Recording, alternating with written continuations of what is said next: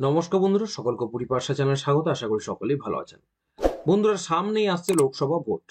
আমাদের রাজ্যে ওয়েস্ট বেঙ্গলে লোকসভা ইলেকশন 2024-এ কত দফায় ভোট হতে চলেছে এবং কখন কেন্দ্রীয় বাহিনী আসছে সেটা নিয়ে কিন্তু জোর সওয়াল শুরু হয়েছে।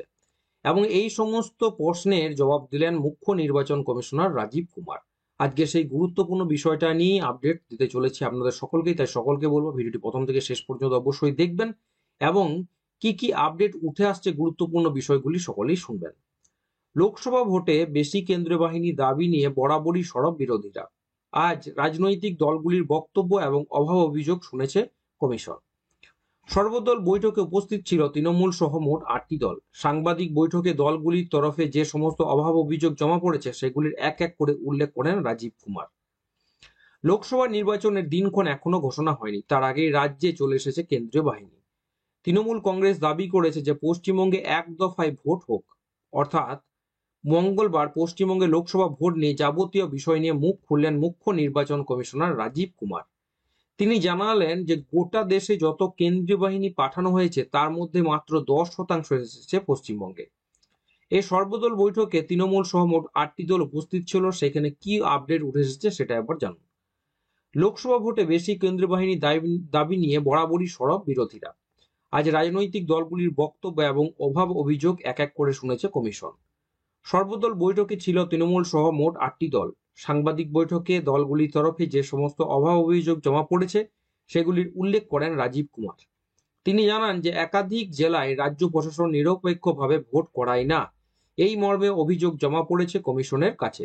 এখন প্রশ্ন উঠছে, শান্তিপূর্ণ ভোট করাতে কি বেশি দফায় ভোট হবে পশ্চিমবঙ্গে? পশ্চিমবঙ্গে কেন্দ্রীয় বাহিনী দিয়ে ভোট, এই বিষয়টার উপর আলোকপাত এবার।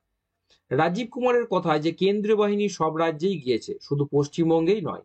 এটা একটা স্ট্যান্ডার্ড প্র্যাকটিস, আগে থেকে পাঠানো হয়েছে। গোটা দেশে যত কেন্দ্রীয় বাহিনী মোতায়েন করা হয়েছে তার মাত্র 10% এসেছে পশ্চিমবঙ্গে।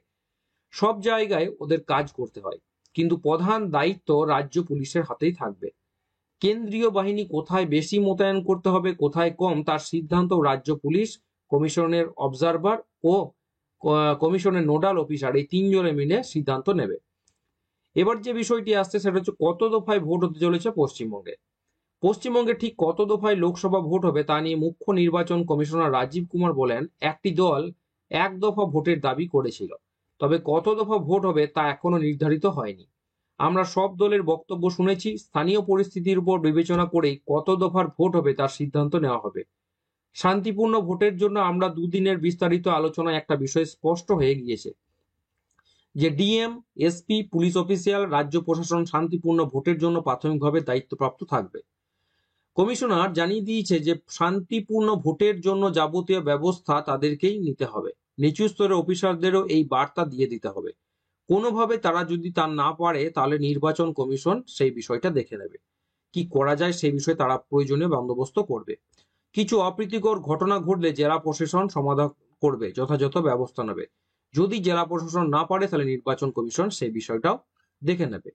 এক্ষেত্রে রাজ্যে এবার 80,000-এরও বেশি বুথে ভোট গ্রহণ করা হবে বলে জানিয়েছে কমিশন, এবং নতুন ভোটারের সংখ্যা প্রায় 15,25,000।